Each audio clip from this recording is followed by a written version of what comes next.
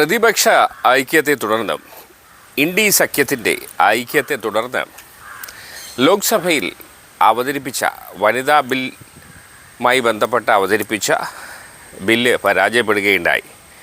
അതിനോടനുബന്ധിച്ച് കേരളത്തിൽ പ്രതിഷേധ പ്രകടനം നടത്തുകയാണ് BJPയുടെ വനിതാ കൗൺസിലർമാർ സെക്രട്ടേറിയറ്റിന് മുന്നിൽ.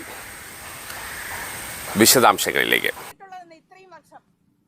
ഇന്ത്യക്ക് ആദ്യമായി ഒരു ധനകാര്യമന്ത്രി, അത് ഒരു സ്ത്രീയെ ഏൽപ്പിക്കാൻ ധൈര്യം കാണിച്ച, അഭിമാനത്തോടുകൂടി നിർമ്മല സീതാരാമനെ ഏൽപ്പിച്ച നരേന്ദ്രമോദിജി, ആദ്യമായി പ്രതിരോധ മന്ത്രി സ്ഥാനം ഒരു സ്ത്രീയെ ഏൽപ്പിക്കാൻ അഭിമാനത്തോടുകൂടി നിന്ന പ്രധാനമന്ത്രി, ആദ്യമായി വിദേശ മന്ത്രി സ്ഥാനം സുഷമ സ്വരാജിനെ ഏൽപ്പിച്ചുകൊണ്ട് ഭാരതത്തിനെ കാക്കാനുള്ള കർത്തവ്യം അവർക്ക് നൽകിക്കൊണ്ട് ഓരോ സ്ത്രീയെയും മുന്നോട്ട് കൊണ്ടുവന്ന നരേന്ദ്രമോദിജി ഇന്ത്യയിലെ ഓരോ സ്ത്രീയെയും അവർക്ക് അർഹമായ സ്ഥാനം നൽകുന്നതിന് വേണ്ടിയാണ് 33% സംവരണം കൊണ്ടുവരാൻ പ്രയത്നിച്ചത്. പക്ഷേ നിർഭാഗ്യമെന്ന് പറയട്ടെ, നമ്മുടെ ഈ നാട്ടിലെ CPM-ഉം കോൺഗ്രസും ചേർന്ന് ലോക്സഭയിൽ ആ ബില്ലിനെ തോൽപ്പിച്ചു. അതിനെതിരെ ഓരോ വീട്ടിലെയും സ്ത്രീജനങ്ങൾ, ഇന്ത്യയിൽ ഭരണം നടക്കുന്നത് ജനാധിപത്യത്തിലാണ്. ആ ജനാധിപത്യത്തിൽ 50% സ്ത്രീകളാണ്. ആ സ്ത്രീകൾ എന്തായാലും ഇതിനൊരു മറുപടി കൊടുക്കുമെന്ന് 100% നമുക്ക് ഉറപ്പിക്കാം. താമസിയാതെ തന്നെ ഇന്ത്യയിലെ സ്ത്രീകൾ ഇതിന് മറുപടി നൽകും. എന്തായാലും ഇന്ന് തിരുവനന്തപുരം നഗരസഭയിൽ നിങ്ങൾക്കറിയാം 51 കൗൺസിലർമാരാണുള്ളത്. അതിൽ 25 പേർ വനിതാ കൗൺസിലർമാരാണ്. ആ 25 വാർഡുകളിലും വളരെ നന്നായി തന്നെ ജനങ്ങളുടെ കാര്യങ്ങൾ ആ കൗൺസിലർമാർ എന്തായാലും നരേന്ദ്രമോദിക്ക് ഞങ്ങൾക്ക് അഭിവാദ്യം അർപ്പിക്കുക എന്നുള്ളതാണ് ഞങ്ങളുടെ കടമ.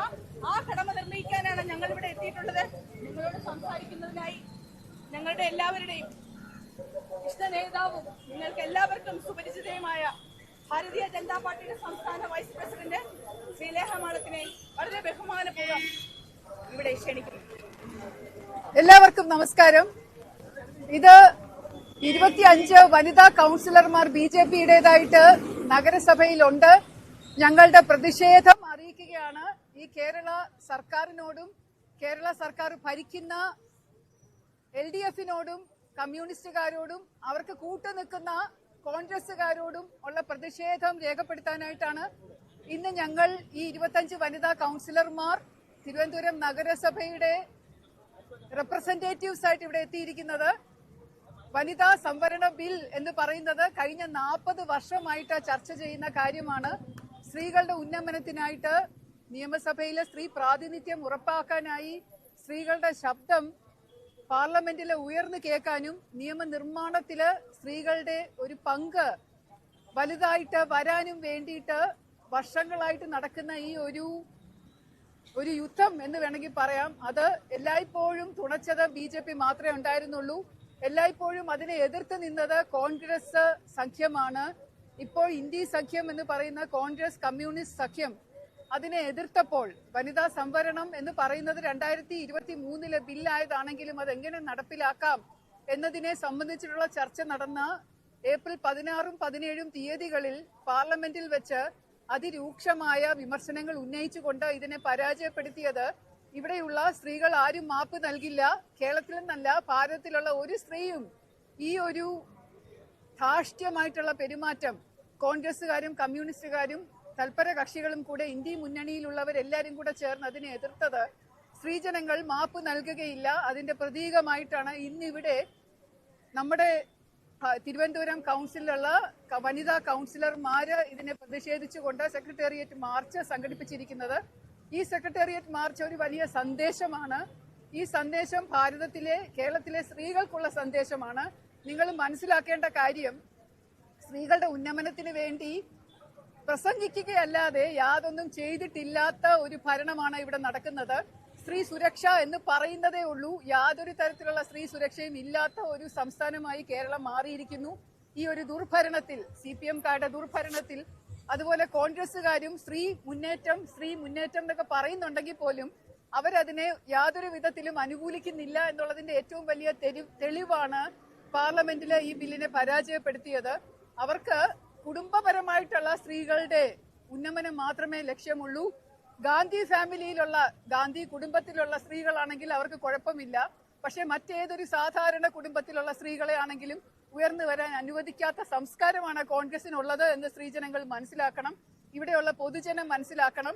ഇതിനെതിരെയുള്ള പ്രതിഷേധമാണ് ഞങ്ങൾ ഇന്നിവിടെ നടത്തിയിരിക്കുന്നത്. നരേന്ദ്രമോദിജി നയിക്കുന്ന ഭാരതീയ ജനതാ പാർട്ടിയുടെ സ്തുത്യർഹമായ സുസ്ഥിരമായ ഭരണം ഇപ്പോൾ സ്ത്രീകൾക്ക് വേണ്ടി നിലനിൽക്കുന്ന ഒരു ഭരണമാണ്. സ്ത്രീകളുടെ ഉന്നമനത്തിനായി നിലനിൽക്കുന്ന ഭരണമാണ്. വളരെ നല്ല രീതിയിൽ ഒരു സ്ത്രീ സംവരണ ബില്ല് നടപ്പിലാക്കാൻ ഒരു ശ്രമം കൊണ്ടുവന്നിട്ടും അത് അമ്പേ പരാജയപ്പെടുത്തിയ ഈ ഒരു ധാർഷ്ട്യം, കോൺഗ്രസുകാരുടെയും CPM-കാരുടെയും ധാർഷ്ട്യം ഓരോ സ്ത്രീകളെയും ലക്ഷ്യം വെച്ചിട്ടുള്ളതാണ് എന്ന് സ്ത്രീജനങ്ങൾ മനസ്സിലാക്കണം. ഇത് ഓരോ സ്ത്രീകളുടെയും ആത്മാഭിമാനത്തെ വ്രണപ്പെടുത്തിയതാണ് എന്ന് സ്ത്രീകൾ മനസ്സിലാക്കണം. കേരളത്തിലെ അല്ല, ഭാരതത്തിലെ ഓരോ സ്ത്രീകളുടെയും നെഞ്ചിലേറ്റ മുറിവാണ് ഇത് എന്ന് നിങ്ങൾ മനസ്സിലാക്കണം. അതിന്റെ ഒരു പ്രതീകമായിട്ടാണ് ഇന്ന് ഇവിടെ വനിതാ കൗൺസിലർമാർ ഈ മാർച്ച് ഇവിടെ സംഘടിപ്പിച്ചിരിക്കുന്നത്. ഇതിനുള്ള പിന്തുണ എല്ലാ സ്ത്രീജനങ്ങളുടെ അടുത്തുനിന്നും, സ്ത്രീകളെ ബഹുമാനിക്കുന്ന എല്ലാ പൊതുജനത്തിന്റെ അടുത്തു നിന്നും ഞങ്ങൾ യാചിക്കുകയാണ്, ഞങ്ങൾ അഭ്യർത്ഥിക്കുകയാണ്. തീർച്ചയായിട്ടും ഈ ബില്ലിനെ പരാജയപ്പെടുത്തിയവർക്കെതിരെ ശബ്ദമുയർത്തണം. ഭാരതീയ ജനതാ പാർട്ടി സ്ത്രീകളുടെ ഉന്നമനത്തിനായി നിൽക്കുന്നതിനാൽ നമ്മളുടെ എല്ലാ വിധത്തിലുള്ള പിന്തുണയും ഭാരതീയ ജനതാ പാർട്ടിക്കും NDAക്കും ഉണ്ടാകണം എന്നുകൂടി അഭ്യർത്ഥിച്ചുകൊണ്ട് ഞാൻ വിനീതമായി വീണ്ടും നമസ്കാരം പറഞ്ഞുകൊണ്ട് നിർത്തുന്നു. വളരെ നന്ദി. സമരവും ഹർത്താലും ഒന്നും ഇവിടം കൊണ്ട് അവസാനിക്കത്തില്ല. എന്തായാലും ഭാരതം വനിതാ റിസർവേഷൻ 33% വനിതാ റിസർവേഷൻ ഏറ്റെടുത്തിട്ടുണ്ട്. പ്രതിവാദങ്ങൾ കൃത്യമായി നടക്കുന്നുണ്ട്. എന്തായാലും ഇതിനൊരു അറുതി വരും എന്നതിൽ യാതൊരു സംശയവുമില്ല. അപ്പോൾ ഇനി BJPയുടെ വനിതാ പ്രക്ഷോഭം അല്ലെങ്കിൽ പ്രതിഷേധം കഴിഞ്ഞു. ഇനി അടുപ്പിച്ച് മഹിളാ കോൺഗ്രസ് വരാനുണ്ട്, LDFൻ്റെ വനിതാ വിംഗ് വരാനുണ്ട്. അപ്പോൾ ഇവരെല്ലാവരും പ്രതിഷേധം നടത്തും. കാരണം പരസ്പരമുള്ള വാദമുഖങ്ങൾ അങ്ങോട്ടും ഇങ്ങോട്ടും പരസ്പരം പഴിചാരി എന്തായാലും ഇത് മുന്നോട്ട് പൊയ്ക്കൊണ്ടേയിരിക്കും.